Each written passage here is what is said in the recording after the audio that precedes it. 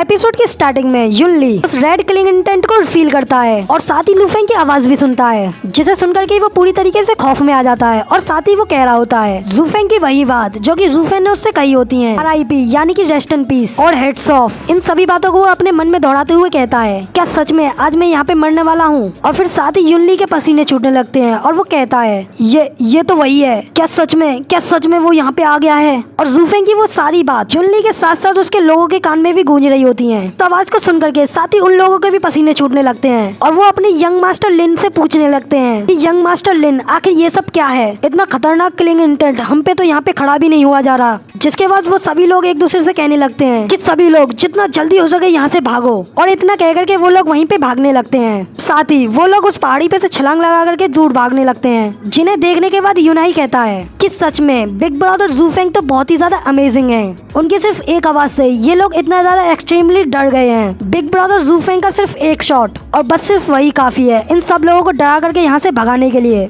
बाद यूनाई के साथ आए गार्ड्स भी ये सब देख करके कहते हैं सच में निंग जूफेंग के बारे में कितनी गहराई से सोचती है और जूफेंग की गुड लाइक एग्जिस्टेंस निंग के दिल में कितनी ज्यादा है। ये जूफेंग के ऊपर इतना ज्यादा बिलीव करती है कि इसे ऐसा लगता है कि ये जब भी किसी डेंजर में होगी तभी जूफेंग उसके पास आएगा और उसे सेव कर लेगा। फिर उसका भाई भी उससे कहता है कि सच में इसका ये भ्रम इसकी हेल्थ से बहुत ज्यादा दूर है।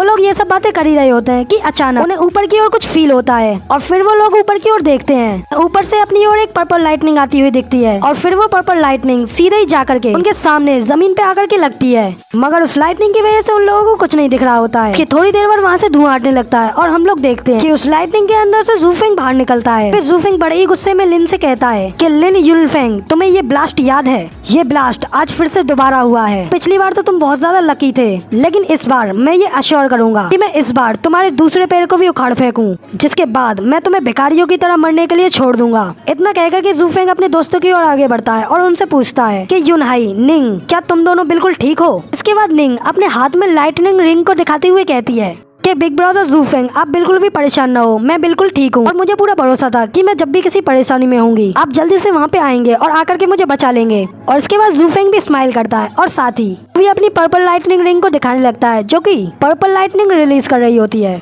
इसके बाद यूनाई भी जूफेंग से कहता है कि बिग ब्रदर जूफेंग मुझे पहले ही ग्रैंड मास्टर लियू ने हेल्थ बढ़ाने की पिल दे दी थी, इसकी वजह से मैं बहुत ही जल्दी बिल्कुल हेल्दी और ठीक हो जाऊंगा। जूफेंग यूनाई की बातें सुन करके ग्रैंड मास्टर लियू के बारे में पूछता है, लेकिन तभी ग्रैंड मास्टर लियू जूफेंग के पीछे से आवाज लगाते हैं और उससे कहते हैं कि ग्रैंड मास्टर जू आपसे मिले हुए बहुत टाइम हो गया। और फिर जूफेंग उनसे पूछता है कि ग्रैंड मास्टर लियू आप यहाँ पर क्या कर रहे हैं? यहाँ पे एसोटेरिक डिबेट में 30 साल से बड़े लोगों को आने के लिए मना नहीं किया। साथ ही वो ग्रैंड मास्टर लियू से पूछता है कि आप सच बताएं कि आखिर आप कितने साल के हैं, तो आपकी रियल एज क्या है?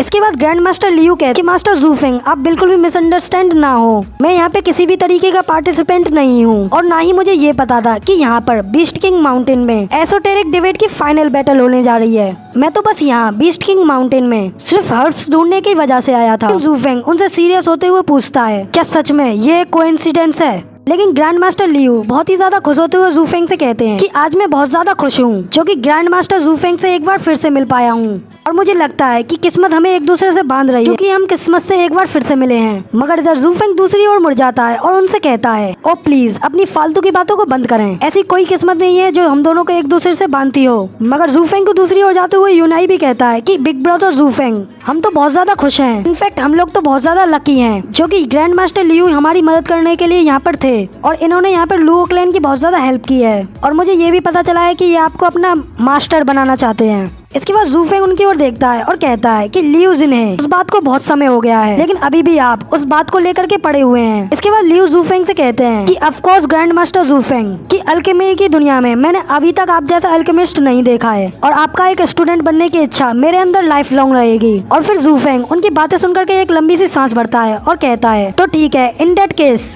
ठीक है, इस समय हम लोग बहुत कम हैं, तो इसलिए आपका यहाँ पे मोस्ट वेलकम है। अगर आप इस एसोटेरिक डिबेट में लू क्लैन को प्रोटेक्ट करते हैं तो फिर मैं आपके बारे में दोबारा सोचने की कोशिश करूंगा क्योंकि आपने ये सब सर्विस करके हमारी इतनी ज्यादा हेल्प की है। जूफेंग की बातें सुनकर के ग्रैंड मास्टर लियू बहुत ज्यादा खुश होते हैं और फिर जूफेंग से कहते हैं कि ग्रैंड मास्टर जूफेंग मैं आपकी उम्मीदों पे खड़ा उतरूंगा और साथ ही मैं अपनी पूरी कोशिश करूंगा और सबसे ज्यादा बेस्ट दूंगा आपकी लू फैमिली को जिंदा रखने में। इसके बाद जूफेंग भी उनको जाते हुए ऑल राइट कहता है और साथ ही उनसे कहता है कि गाइज मैं तुम्हें यहाँ पे गार्ड करूंगा, तुम लोग जल्दी से अपने आप को रिकवर कर लो। इसके बाद सीन चेंज होता है और हमें एक बड़ा सा पेड़ दिखाया जाता है जो कि सच में बहुत ज्यादा बड़ा होता है, जिसके नीचे ही एक टेलीपोर्टेशन गेट होता है और उसके साइड में कई सारे लोग भी खड़े होते हैं। और तभी यहाँ पे हमें होंगफू को भी दिखाया जाता है। वो आते ही सब लोगों से कहता है कि आप लोगों में से कुछ अभी भी इस बात को एडमायर नहीं कर रहे हैं। जिसके बाद हमें दूसरी तरफ दिखाया जाता है, वहाँ पे सिस्टर चू और बाकी की सभी फैमिलीज खड़ी होती हैं और होंगफू उन लोगों से हंसते हुए कहता है कि चींटियां सिर्फ चींटियां ही रहेंगी। होंगफू का इतना कहते ही ये वाला एपिसोड यहाँ पे कंप्लीट हो जाता है।